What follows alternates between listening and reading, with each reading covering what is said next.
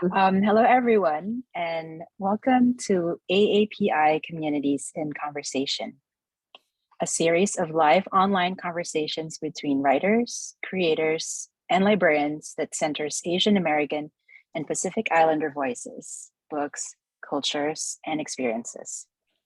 This monthly this monthly program is hosted by the University of South Carolina's Augusta Baker Endowed Chair, Publishers Weekly, and Penguin Random House Library Marketing. My name is Angeline Cruz. I'm a public librarian at Azusa City Library in Southern California. I'm a board member of Library Reads, and I love recommending books to readers. I'm also an advocate for reading for all ages, especially adults.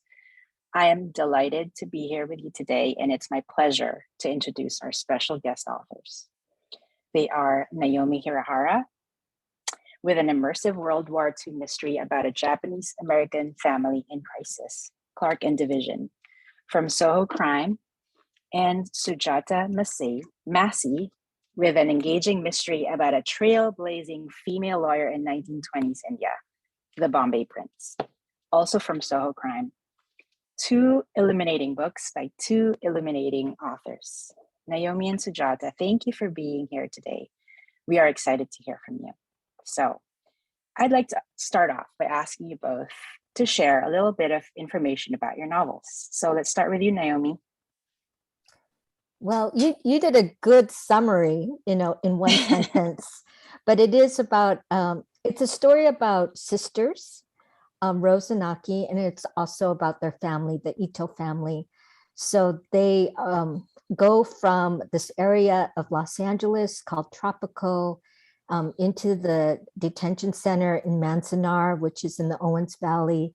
And from there, Rose, the older sister, and the one that Aki, she's the shining star in Aki's life. She leaves the detention center early to Chicago, which was the #1 destination for Japanese Americans from the 10 mass incarceration camps. And then Aki and her parents follow, only to discover something terrible has befallen Rose.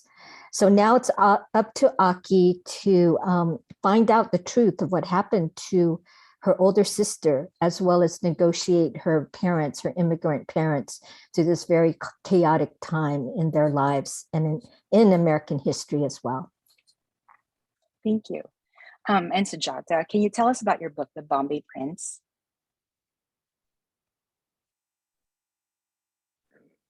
Had to unmute. Thank you, everybody, for coming. First of all, it looks like a really nice turnout. So I had a kind of a nice challenge. I was writing the third book in a series, my Perveen Mystery series, which is about Bombay's first woman lawyer. And so I didn't have to completely come up with a concept, which is something Naomi obviously did with Clark and Division. I was familiar with these characters, and I wanted to take the readers a little bit closer into the home life of my heroine, Perveen, who is she's a 23-year-old solicitor, and as a woman who's not living with a husband, she's living with her parents because she has an estrangement, which you learn about in the earlier books. And so one thing that really did happen in the year 1921, that fall, was Edward, the Prince of Wales, Edward VIII, came and visited India. And it was a strategic visit that was supposed to shore up Indian support for the monarchy. And the city of Bombay, where Perveen and her family live, has a lot of business people that are really profiting from British rule, including her own family. And so she's in this uncomfortable position because she believes in the freedom movement. And when the prince comes to visit, these riots break out throughout the city, protests against him being there that are inspired by, they're being led by Mahatma Gandhi. So that, all these things are going on. And at the same time, this wonderful young student who had come to Perveen for some assistance dies right as the prince is passing her college. And it's clearly a strange death. Something's wrong with this death, whether it's a suicide or a murder or a political act. We don't know. So those are the things that are up against each other in the Bombay Prince. Thank you. So let's talk a little bit about roots. What would you like to share about your cultural heritage? And have you visited your parents' home countries? Why or why not? If yes, how was it? Let's start with you, Sujata. Okay. Yeah, I have a triangulated identity. My father is from India, and he was born in Jamshedpur in the in the British period. Let's say he was late in British rule. He was born, so he was a small child during World War II, and he was aware when freedom came. And my mother was on the other side of the world. She was born during the war in Germany, and they met in Britain, and I was born in Britain after my dad had gotten his PhD. And so the first two kids in the family I grew up in were born in Britain, and the last one was born in the United States, which is sort of like, I'm thinking about these Japanese families in California and how there were these people, some were here, some were there. So, we are an immigrant family. And in the early part of my childhood, I visited Germany quite a bit because it was much more accessible, especially when we lived in Britain. I didn't get to visit India until I was 9 years old, and I had my 10th birthday there. And it was a life-changing trip. I loved India from the moment I was there. I felt extremely welcomed. I was fascinated, charmed. My family was living in Minnesota, and it was snowy, and we got to go away one snowy Minnesota winter for my dad to have a sabbatical in India, and we went all these different places. So it began for me there. So I guess I would say that I have had positive experiences in both my parents' countries, and also, some negative things have happened. But it turns out that I just felt like mining deep into India. And with the writing I've done, I've learned a lot about my own family history. Amazing. How about you, Naomi? What would you like to share about your heritage? Yeah, I think as Sujata mentioned, there's, diaspora, that goes on with both sides. And for myself, my mother is from Hiroshima. And my dad was born here. He was born in Watsonville, California, so John Steinbeck country. And then his family, there was someone died in the family, so he and his older siblings, who are all Americans, had to go to Japan, to Hiroshima, and he was there during so both my parents are atomic bomb survivors. So the interesting thing is my mother was Japanese and my father was an American citizen during that experience. And my father, because he only had sole citizenship, he was able to return back to California very early on in 1947, around there.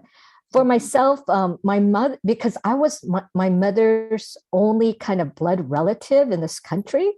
So I went to Hiroshima in Japan when I was 3 years old, like during the summers. So we would go back and forth. So I think my first language was Japanese. So after I returned to Altadena, California, which is in the Pasadena area, I'm talking to the neighbors, the blonde, blue-eyed neighbor, a boy in Japanese. And of course, because you're kids, he totally understood everything I was saying. Because I think there's something that transcends language when you're at that age. But so I feel very at home, specifically in Hiroshima. I mean, we view it in this country as a place of trauma, and certainly that was there. But since I experienced it in the 60s and 70s, and I studied in Japan as well, I've seen it more as its new incarnation. And I think, so that's probably something that's always stayed with me, that no matter what kind of hardship that a country or whatever, a family is going through, there is this element of hope. So I think that's kind of a theme of myself as a person and maybe my writing as well. And my dad, I've been to Watsonville. It's great. I love their strawberries. So let's stay with you, Naomi. What did you like about your previous work as a newspaper editor at the Rafu Shimpo? And how did your work in journalism help you become a fiction writer? It was my work at this Japanese American newspaper. It's the largest. It's called Rafu Shimpo, and it still exists. It started in 1903. And can you believe it? Other larger mainstream papers have gone away, but this little one keeps going on. And I think because there's a certain community that really appreciates what it covers, that what it covers is not in other sources. So I think for me, it just because I'm Japanese American doesn't mean I know, my community's history, even regionally. So I think Rafu is the old Japanese name for Los Angeles. And I think it was taken from Cantonese. So it forced me to get to know Los Angeles in a broader way, and to understand the long history that Japanese Americans have been in this city as well as in the whole state. So so I think it's definitely enabled me to tackle like a historical mystery like Clark and Division, because I've been interviewing these people who are born in the 1920s, and earlier, since I was in my 20s. So I think all of those layers of experiences and stories have kind of soaked through. And now I think through fiction, it could, emerge pretty organically. Thank you. Sujata, you were a feature writer at a newspaper as well. How did that work to help you become, to create fiction work? Well, it's funny because it was a daily newspaper in the city of Baltimore Evening Sun. And it was sort of the lesser cousin to the Baltimore Sun. They were owned by the same company, but our circulation was a little bit smaller.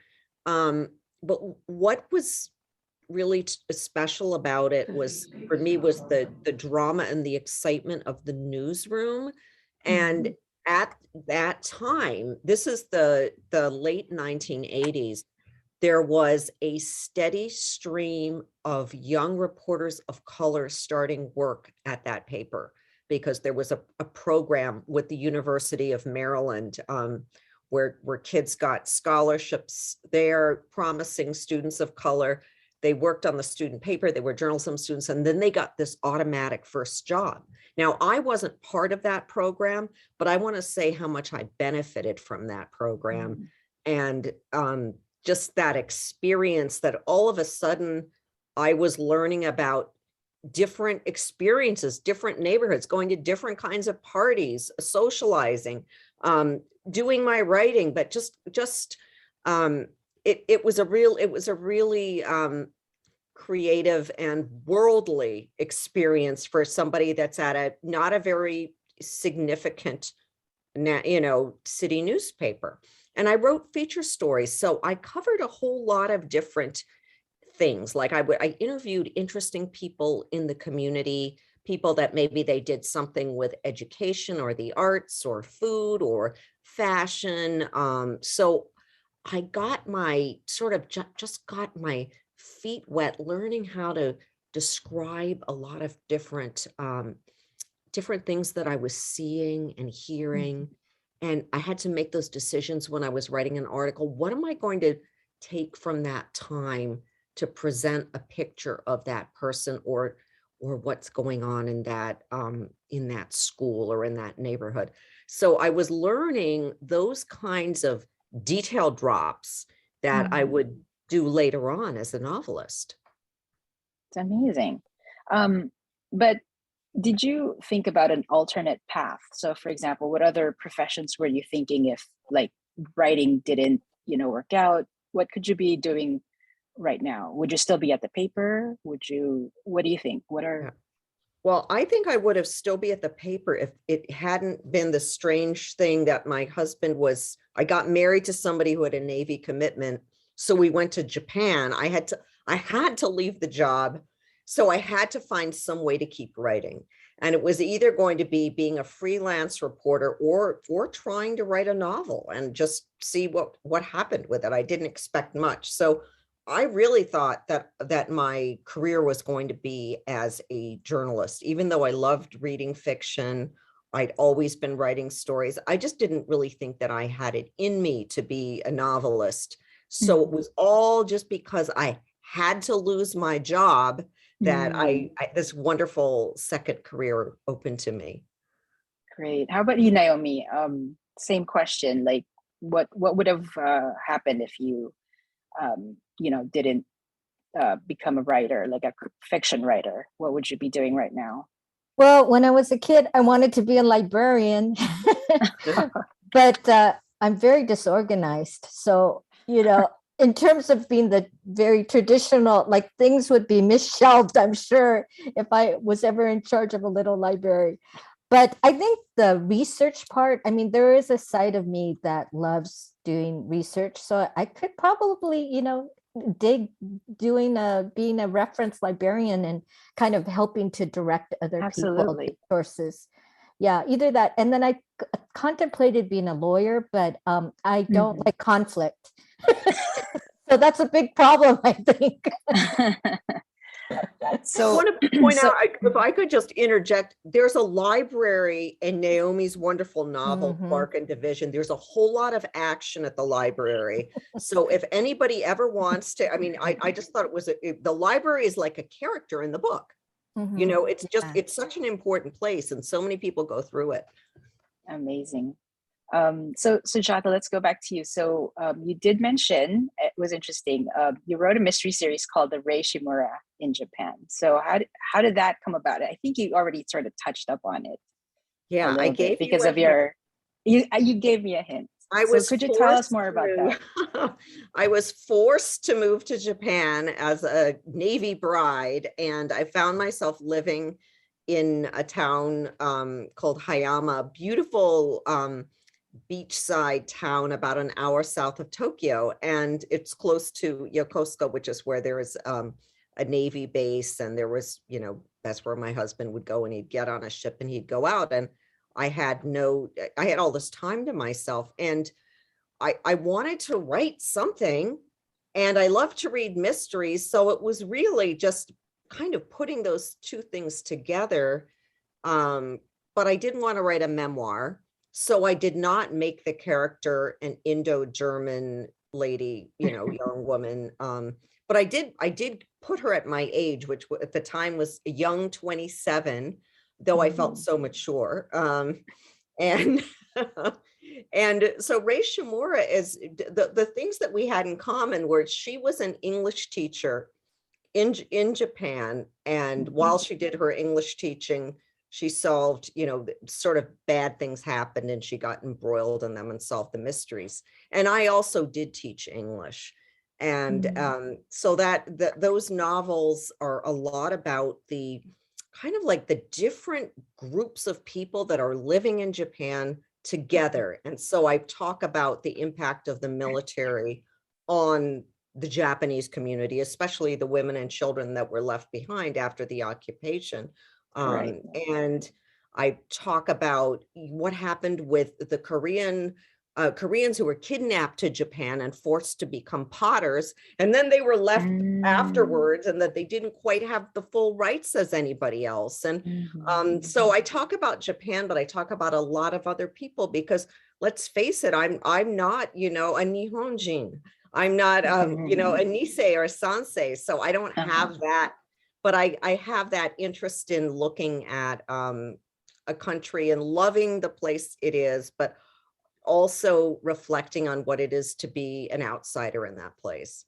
Yeah, I think they're just brilliant. And I was lucky enough to blurb your Tohoku, the Kizuna Coast, which was the one that looked at the Tohoku, the aftermath of the Tohoku earthquake and tsunami. And I was going, Sujata, how could you? Because I actually gone there a year afterwards, and you just captured it so beautifully and accurately. And I was, that's your magical power, I think, Sujata, for sure.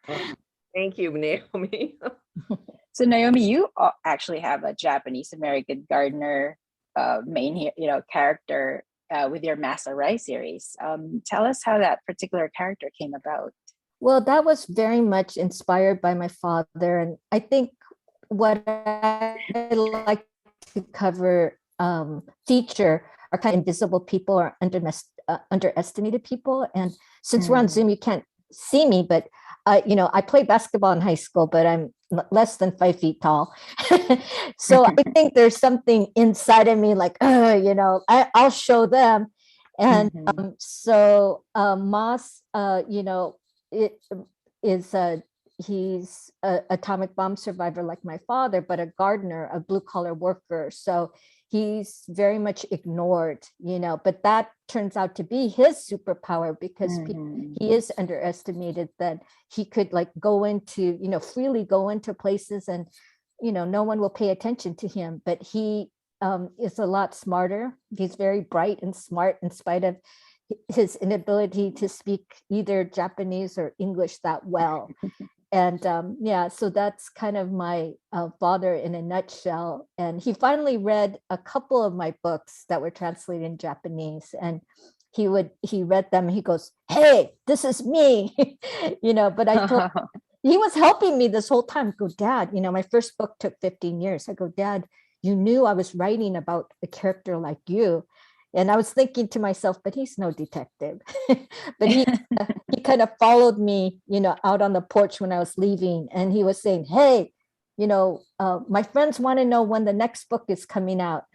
So I knew that was his way as a compliment. He couldn't say, "Oh, I really liked it." But he's, just the fact that he mentioned his friends like it. So I knew, I had done okay. So Clark and Division is actually a standalone historical, mystery. What inspired you to pursue this? So it was like a break from your mystery series. And what was it like to research this setting?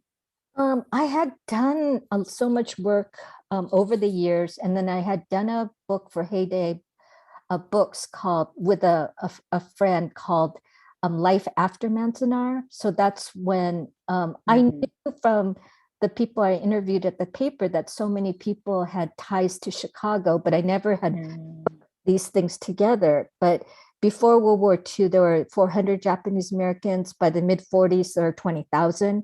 So that kind of shows you how many people the government were encouraging. The Quakers who are helping Japanese Americans were encouraging them to go to this city because it was at the time, it was the number 2 city.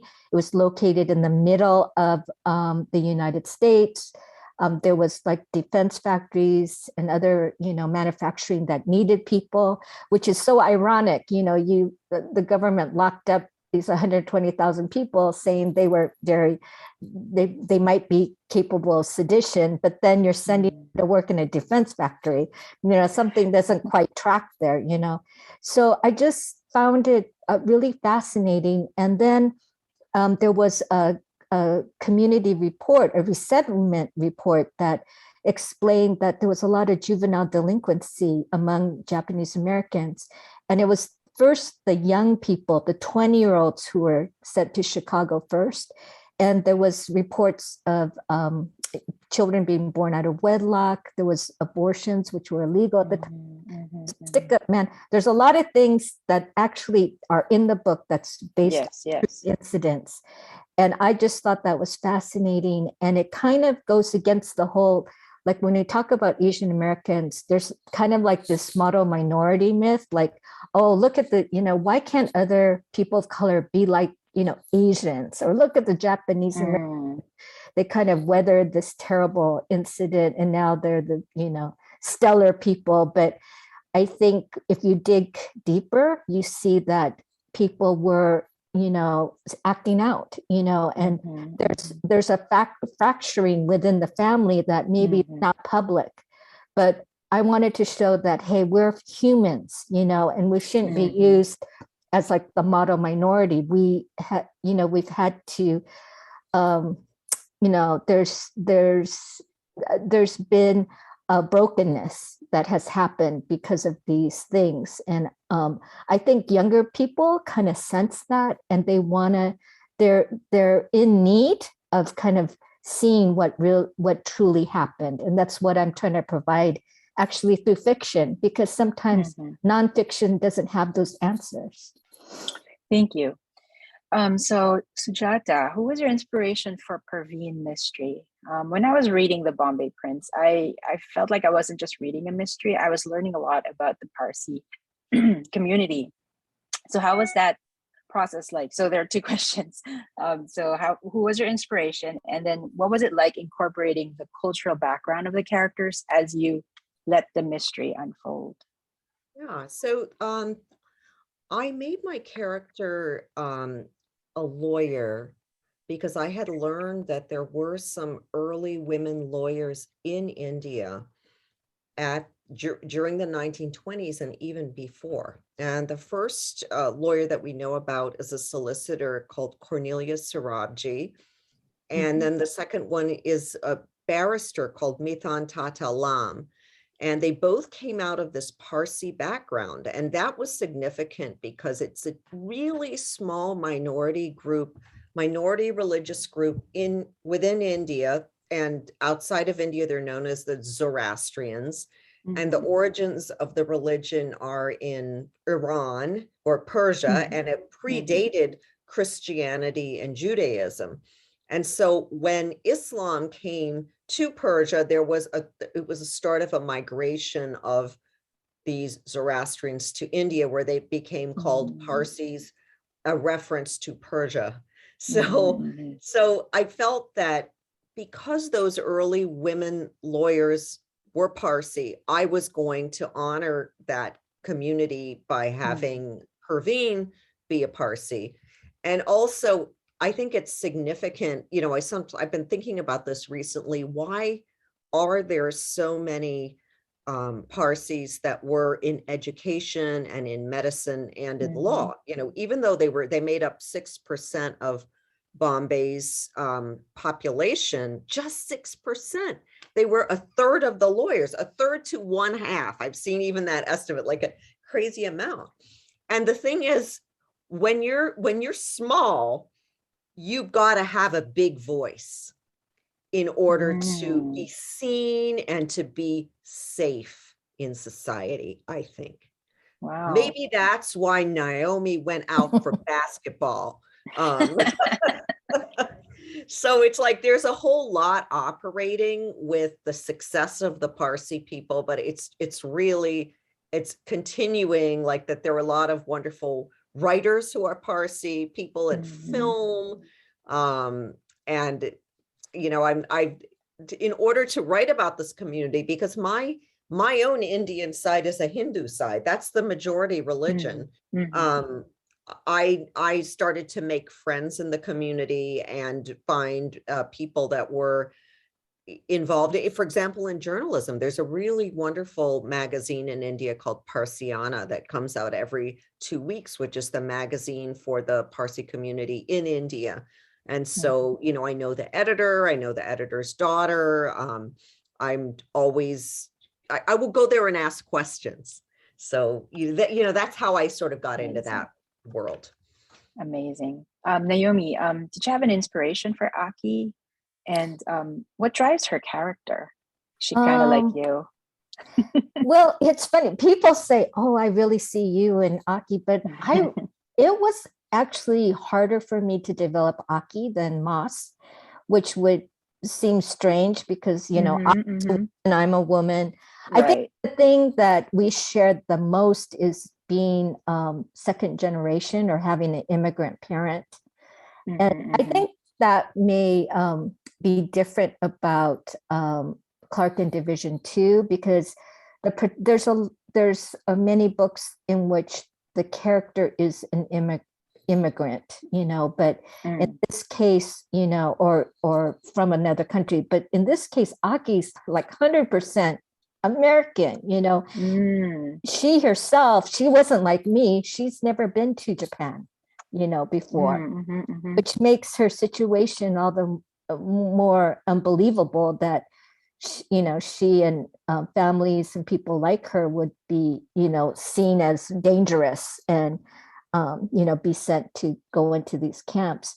I think it was hard too, because I'm an older sister. And very much a younger sister's perspective.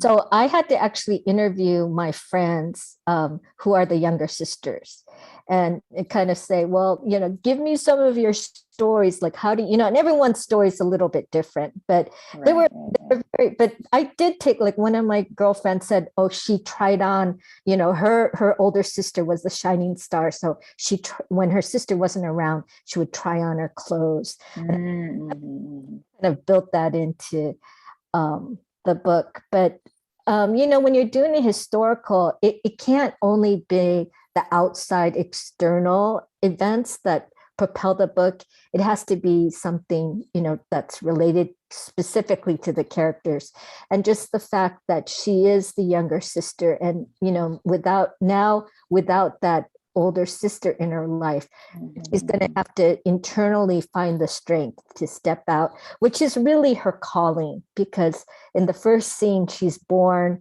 her sister takes up the stage of the birth. We even know Aki's name in the beginning, but it's a breech birth. So that's kind of a sign. Aki is very different, and she herself through this book will discover how different she is. So I'm curious, if the settings were switched to the present, and let's say it's pre-COVID, would your characters have an easier time or harder time to do what they were doing? Naomi, let's start with you again. That's such a, I think that it would be, there would be more, there's some microaggressions that Aki has to deal with. And I think those microaggressions are very prevalent. So yes. It would take, and it really depends to, like, the geography of where they live. And, each community kind of deals with these issues of race and identity a little bit differently. So I think it could be written, but I do think part of what I'm trying to do is unearth, like, real things that happened in the past. And I think once we see them and they're more tangible, we kind of start to understand the present. So I think that's more the connection. Because that's important. Yeah, because I think some young people go, why are my parents like this? Why is our family like this? Why are we fractured? Why is this happening?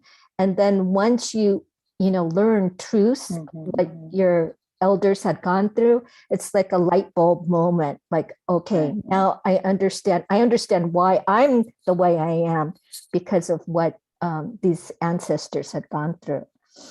Thank you. Sujata, I'm also curious, how would your character be like in a modern setting? Would they have an easier or harder time doing what they're doing?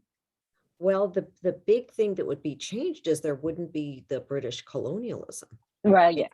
Be free. And so Perveen sees that shining star of everything's going to be fine and fair if we can just have control over our country. And of course, it's never as simple as that. There's still crime. There's still people that are able to manipulate power for corporate interests. There are governments that are out of touch with minority groups. All that's going on. So I think there'd still be a lot to dig into, and it would be pretty dangerous. Actually, it's dangerous to speak your mind often right now, especially if you're a journalist. Now, the situation on one of the positive things that I would say now is that there are lots and lots of women lawyers in India, and that the working conditions for women are among probably the fairest or the most advanced in areas like law, as opposed to other places. So I think that she would be, she would be enjoying that. And then, of course, there's still the family dynamic, because people are still trying to figure out does it make sense for our children to live at home with us until they're married? Or does it make sense to still have a big house where once my child is married, they'll bring their spouse and they'll have children there? Like, there are people in my extended family that live that way. So there's just a whole lot of a mishmash.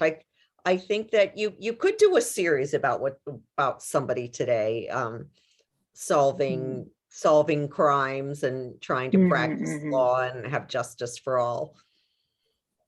So, okay, I think we have a few more minutes for questions. Do you feel that your characters were supported in their pursuit of justice? And which supporting character was your favorite? Sujata. Oh, are they supported? Well, the thing about that is Perveen has a very complicated relationship with her father, Jamshedji. Yes. Who is the big shot lawyer, and she works at his firm on his pleasure because there's no other place that would hire a woman lawyer.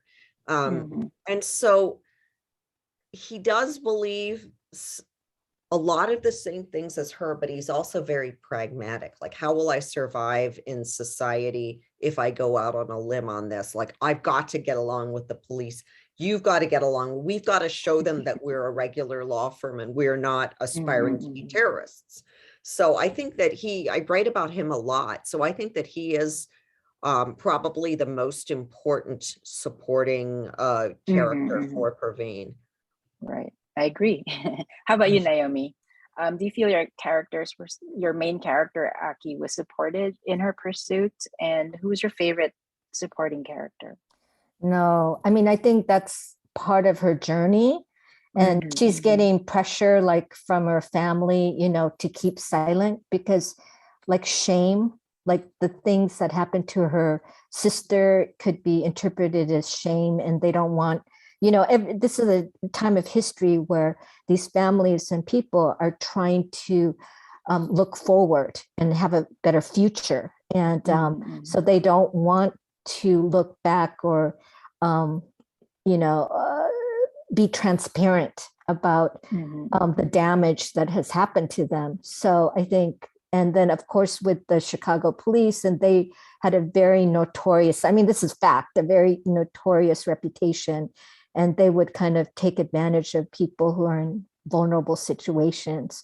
So she really, that's what makes Aki different, because she wants, no matter what, because of a love for her sister, she wants to go forward. One of my favorite, and I guess two people that do help her, a couple of people worked in the librarian, an African American, Phyllis and Nancy, a Polish. Yes, Phyllis. Nancy especially tries to help her at the end. But my favorite is a Nisei boy, young man named Hammer.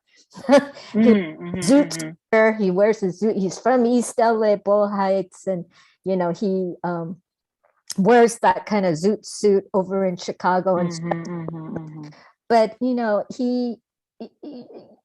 he's actually much more complicated and interesting, as the story goes along. So I like Hammer a lot.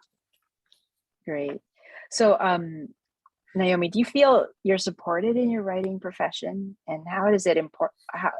How important is it to be part of a community? Do you feel supported? Wow, you're really going deep here. I think it's kind of sad. I think for so long I haven't felt supported, and I just had to. And I think in the end, we as writers have to believe in our work. Yes. I think so many people are looking for that one teacher, that one agent, that one publishing house that affirms you are good and worthy. And it really, you when it comes down to it, you are the singular person that has to believe that. And I've just been because there's no writers in my family. My dad was supportive. He didn't know what I was doing. My mother she is supportive. Like when we have events, she will make like the best food, but she has not admitted that she's read any of my books. today. And I've written a lot of books. And I think it's more fear because like you look at it like, oh, is this what my daughter's thinking about me? Even though it's fiction. So I think I do feel supported by my ethnic community and from my mystery writers. And we have writers of color, and we feel, we really are trying to prop each other up because, it's a tough business. Sujata, do you feel supported in your writing profession? Well, yes, I do. And I think that one of the things that has been helpful for me is when I started about 1 million years ago, when my first book sold, it was 1996 and it came out in 97. I became involved with an online community of mystery readers. And this particular group is called Dorothy L. And it was like a listserv, and I'm not involved anymore, but I believe there actually are people in this Zoom room that are from that Dorothy L. So think about that. That's over 20 years. It's still going. And, from there, I was in this group, Sisters in Crime. Like before I was published and I was struggling to write, I took some night school writing classes. And one of them was taught by a writer, Louise Titchener, in Maryland. And she was a member of Sisters in Crime. And she said, well, has anybody heard of Malice Domestic? And that's this very warm convention of mystery writers and readers and, just all kinds of people with panels where writers talk about the things that they're writing and the issues that come up. And so I went and I did that. And I felt like I was maybe the second youngest person there. I know my friend Sue Trowbridge is on the Zoom, and she was always the youngest person there. But to be in your 20s at one of those things. So that was helpful for me too. So I would say that I get my community support in places like that. And it's wonderful also to have publishers that are saying like, oh yeah, I guess we would like to publish a story about a person of color. And we think that there might be more than just people of color who would want to read the story. Like that was the whole thing in the past, that they would think that your book would be in a certain section and that only that market would be interested in your book. But I think that we're learning now that people are they're interested in stories about real characters. And if it's a place they haven't been before, that's all the more interesting. All right. Now we would like to invite some questions from the audience. So here's one. Do you have any advice for members of the AAPI community that are interested in writing? Sujata, let's go. I'll start with that. Okay. So well, my first advice, which is for a lot of people, would be if you can take a night school course or get in a writing group. And because I feel like when you start to become accountable to people for your work, like that you actually have to turn things in, you're going to get a move on. And then start entering contests. Enter contests like the Eleanor Taylor Bland contest, which is specifically for writers of color. Enter the Malice Domestic Unpublished Writers Grant. Enter the St. Martin's and Malice one. There's just a whole range. And if you belong to a group, like if you say you can join Crime Writers of Color without having published a novel, which is different from Mystery Writers of America. You have to have published with a certain type of publisher to get into the group. But this group is not like that. So, that's my bit of advice. Naomi, do you have something to add to that? I was just listening to the person who wrote Atomic Habits, which is like a really popular book right now. Yes, Atomic Habits. Yeah. And I do think there is just something to be said about doing something regularly, and it could be a short, just write for 15 minutes a day or, maybe 5 days a week, and just get into the groove. I think sometimes young writers could get ahead of themselves and they're just thinking, I got to write this kind of novel and it has to have this kind of, reception.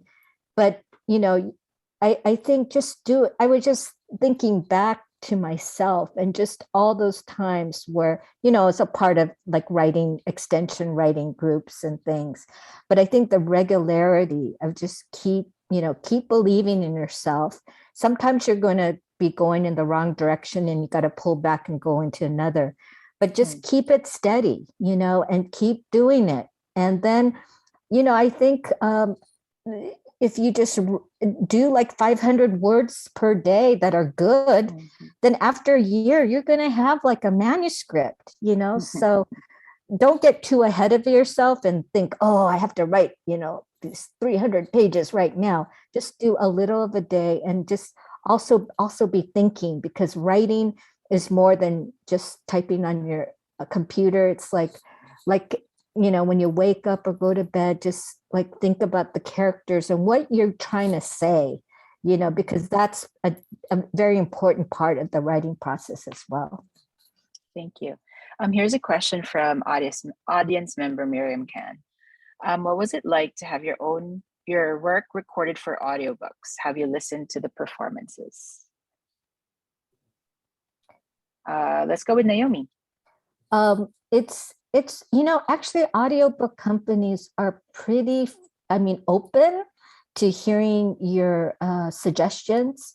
So I'm so happy with both the reader of Massey books as well as the reader for Clark and Division. And I listened to some audiobook readers, and the woman who Alison Hirahara, who reads Aki's voice, I just felt like there was some warmth in her voice. She also has read for Pachinko and one of Haruki Murakami's books, and so I'm really happy. But to tell you the truth, I haven't been able to listen to the whole thing. I did listen. Oh yeah. Also, I have a Hawaii series, and I recommended this young woman who's actually Filipino, white, Japanese, just like my character. And I love the way she handles the pigeon a lot better than I could. So, oh, nice. Yeah. How about you, Sujata? I've had a number of readers, and they all have things that are special about what they do. And the Praveen Mystery Series is currently, the last 2 books have been narrated by a woman called Sneha Mathan. And what's very special about her, besides her ability to do a lot of different voices, is she speaks with a slightly British intonation as a South Asian person. And because this is that colonial period, that ability to have that, and that's sometimes people call it a convent school accent, this mix of British and Indian, it's really, really special. And nobody would know about it unless they came from it. So it's really a delight to listen to her read. And I think that people who enjoy audiobooks with a British narration will enjoy, they'll be surprised at this really special voice. All right, here's another question from Judy. Which character did you most closely identify with? Was it ever difficult to remove yourself from the actual writing and development of your story? Let's go with you, Sujata. No, it was, I always felt like that the women I wrote about were braver and smarter and more in action than me. I'm more of that person that's sort of sitting there thinking, oh, I wish I would have said that. Oh, my heroines do that. So I'm grateful to be able to write people like that. No confusion at all. How about you, Naomi? I strangely identify the most with Masarai, my old man gardener, and I think it's because my alter ego is a cranky old man. It's my truth.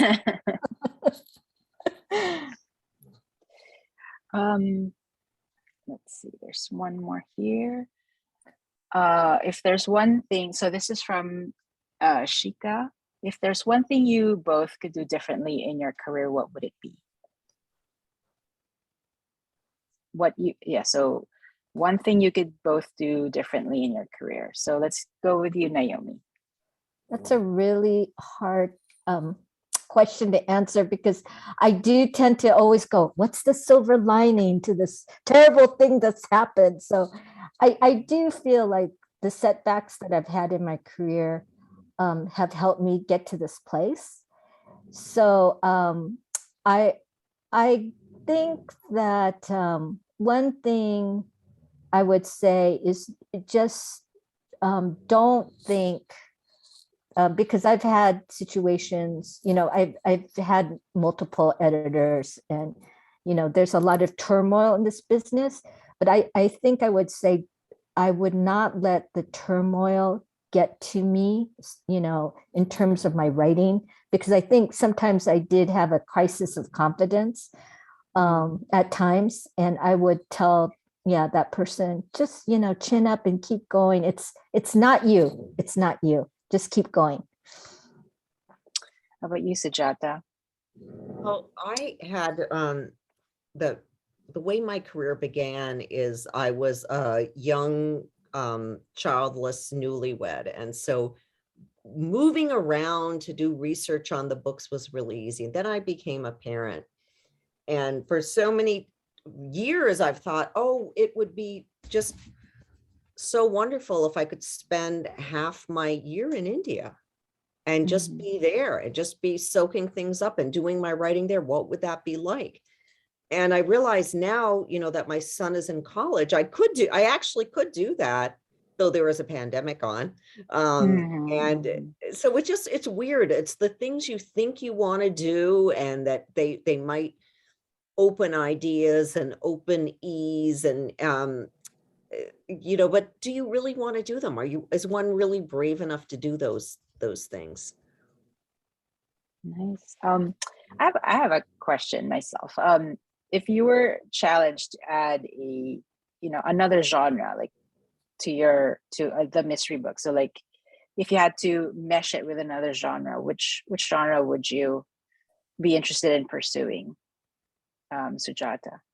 So mystery and what I other am history, so that feels really important to me. But I guess the way I would answer that question is, I'm interested in storytelling through film and series, like TV series.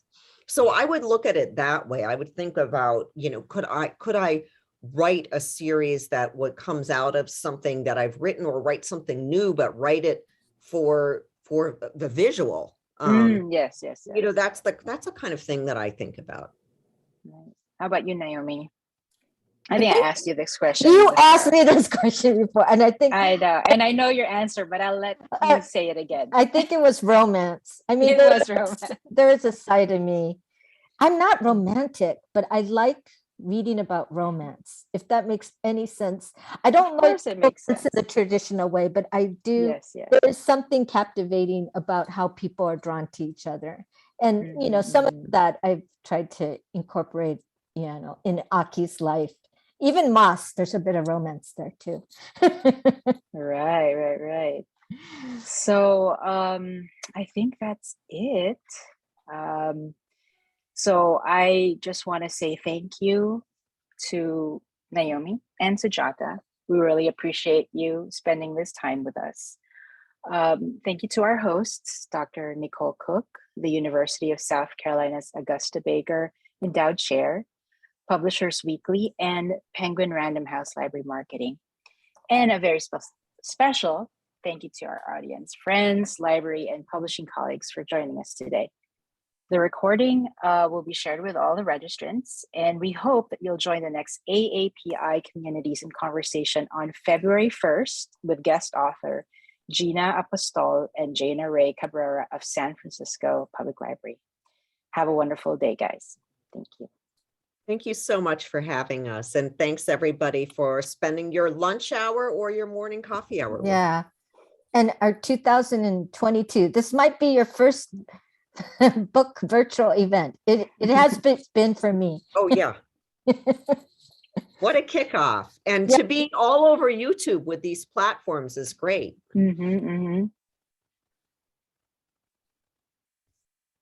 Bye, Edlin.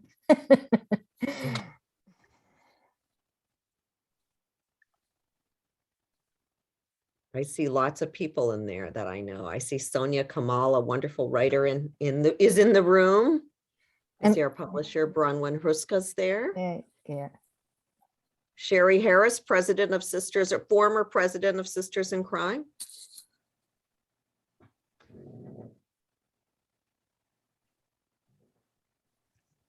That must be Sue. Is Kristen Trowbridge Sue? I don't know. That's her mom, but I think I Okay. can see her too. So yeah.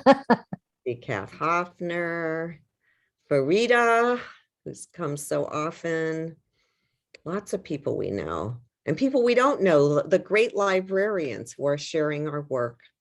I really appreciate it. For sure.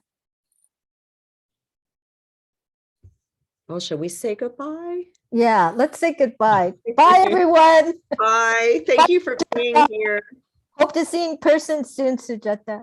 Bye. Okay. Bye, Bye-bye. Naomi. Bye, Thank Sujata. you. You Bye. could drive over to Azusa. Bye. Bye.